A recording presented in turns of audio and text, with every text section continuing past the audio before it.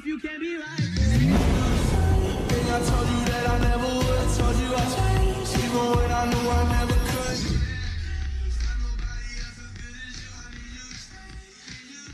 Assalamualaikum warahmatullahi wabarakatuh. Perkenalkan, nama saya Azizah Khairin Nuswah. Saya dari kelas 7D. Di sini saya ingin mewawancarai salah satu alumni Pondok Pesantren Nazahatul Tulab. Assalamualaikum. Waalaikumsalam warahmatullahi wabarakatuh. Namanya siapa, Pak? Oh iya, nama saya Ali Topan. Bukan angin, tapi Ali Topan. Sekarang sampean kuliah di mana? Alhamdulillah saya kuliah di Nazahatul Tulab. Sudah sekitaran 4 tahunan kuliah. Apa benar sampean alumni Nazahatul Tulab? Kalau alumni sih ya dikatakan. Sampean masuk Pondok Pesantren Nazahatul Tulab tahun berapa? Saya masuk masuk Pondok Pesantren Nazahatul Tulab itu tahun 2012, kalau nggak salah 2013. Tetapi yang pasti saya keluarnya dari Nazahatul Tulab itu 2015 waktu SMP. Waktu sampean mondok, apakah ada problem yang membuat sampean mondok kita atau berpikir ingin berhenti mondok? Jadi, kalau saya sendiri mondoknya itu lulusan tahun 2015. Jadi saya perkiraan hanya 3 tahun SMP mondok di sana. Jadi tidak ada alasan untuk saya berhenti, tapi memang pilihan lah, ingin hidup di luar ketika melanjutkan. Kalau di Nazahatul Tulab sendiri saya akui luar biasa mendidiknya, baik dari pendidikan agama dan umumnya luar biasa. Jadi ketika saya di Nazahatul Tulab itu yang saya dapat ketika saya beranjak lulus dari SD kemudian ke Nazahatul Tulab ada banyak perbedaan. Jadi pendidikan yang saya alami itu, saya ketika sudah nyampe ke Nazahatul Tulab itu berbeda dengan Nazahatul Tulab. Jadi di Nazahatul Tulab itu lebih modern dan lebih maju gitu, yang saya rasakan, dan tidak ada kekurangan. Gimana proses pencapaian sampean hingga ada di titik ini? Kalau pencapaian sih banyak, tetapi diakui atau tidak, alhamdulillah para alumni, saya sendiri tidak mau mengaku alumni sebetulnya, tetapi saking saya sangat cinta terhadap Nazahatul Tulab, saya sebagai alumni alhamdulillah kemarin jadi ketua DPJ Mensampang, alhamdulillah. Kemudian setelah aku kenal dari sana, aku presma Universitas Sampang. Kemudian saya melanjutkan untuk naik lagi untuk mengawal mahasiswa Universitas Sampang, khususnya di dunia pergerakan atau kegiatan of kontrol sosial. Jadi saya jadi ketua BEM Universitas Sampang, jadi koordinator BEM Universitas Sampang. Dan kemudian alhamdulillah saya rasakan belajar di Nazahatul Tulab itu memang luar biasa. Dan kemudian yang saya rasakan, saya tidak hanya belajar agama dan fanatik terhadap kondisi-kondisi sosial, tetapi yang saya rasakan itu alhamdulillah akibat dan berkat Nazahatul Tulab, saya tahu dunia sosial digital, dunia modern, dan pembangunan budaya publik itu bagaimana, saya alhamdulillah tahu. Jadi capaian-capaian saya yang saya lewatkan itu berangkat dari kesadaran waktu saya mondok. Kira-kira begitu. Gimana rasanya sampean jadi presma di IAI Sampang?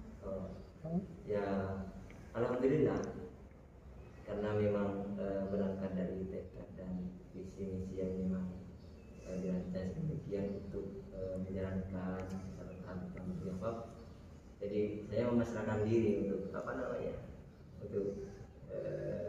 calon. Sebetulnya saya itu bukan akademisi, tapi saya memang kata-kata teman-teman itu gabung-gabung dengan teman aktivis, yang kemudian saya itu yang saya rasakan ketika berada di organisasi intra kampus, saya rasanya ingin apa yang saya saya alami di luar sana gitu, ingin diterapkan ini, dan alhamdulillah ada berjalan gitu dengan beberapa program yang sudah kita laksanakan. Dan sampai saat ini setelah dari COVID-19 kita merancang program-program yang akan datang ini. Dan alhamdulillah insya Allah capek gitu. Pernah nggak ada problem yang bikin capek jadi Desma? Oh, tidak ada, karena tidak ada, tergantung orangnya sih. Kalau saya sih apapun yang saya lakukan tidak ada capek gitu. Yang penting kita niatkan billah, dan insya Allah billah gitu. Apa yang kita inginkan dan jangan pernah mengeluh. Kalau saya tidak, karena menjalankan suatu program dan tanggung jawab itu tanpa keputusan yang baik, tanpa pertimbangan yang baik, lebih baik ya. Tapi kalau memang pertimbangan dan keputusannya sudah nyaman, maka harus dilakukan. Jadi sebelum melangkah itu kan harus ada pertimbangan. Dan kalau masalah-masalah sih banyak sebetulnya, tapi bukan manusia kalau tidak bisa menyelesaikan masalah. Untuk kedepannya sampai ingin bagaimana? Untuk kedepannya, alhamdulillah kalau kedepannya ini karena saya di ujung bukan di ujung kematian ya, di ujung akhir semester, itu berkeinginan untuk melanjutkan S2 magister hukum perdata. Insya Allah kalau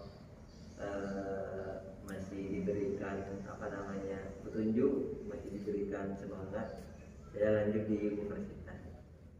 Nggak tahu universitas mana, tapi aku punya niat untuk melanjutkan studi saya. Kalau untuk posisi saya, insya Allah saya mau meneruskan diri ke BEM Nusantara. Jadi saya akan meneruskan di sana, wilayah Jawa Timur. Sekarang itu masih di daerah, jadi untuk kan ada dua, saya melanjutkan di Surabaya itu S2. Kalau diberikan jalan oleh Allah di Surabaya, kemudian di luar kuliah bisa aku calon siap jadi koordinator BEM Jawa Timur. Mungkin ada motivasi yang ingin sampean sampaikan kepada saya? Ya, jadi motivasinya itu tidak banyak. Jadi teruslah berproses, teruslah melanjutkan pendidikan, giat belajar dan semangat. Karena begini, kita sejatinya manusia, tapi manusia itu akan berbeda ketika salah satu di antara mereka mempunyai ilmu pengetahuan. Jadi orang akan berbeda jadi begini. Jadi pendidikan itu membuat perbedaan besar di antara manusia.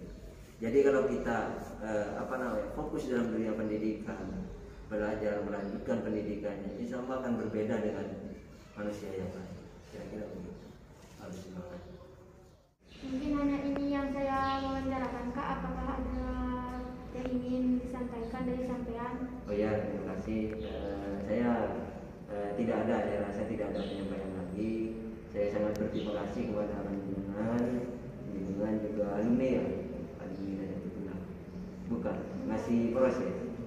Ya, alhamdulillah ya. Siapa namanya? Aziza Firuzlah. Oh, alhamdulillah ya. Saya terima kasih dari saya pribadi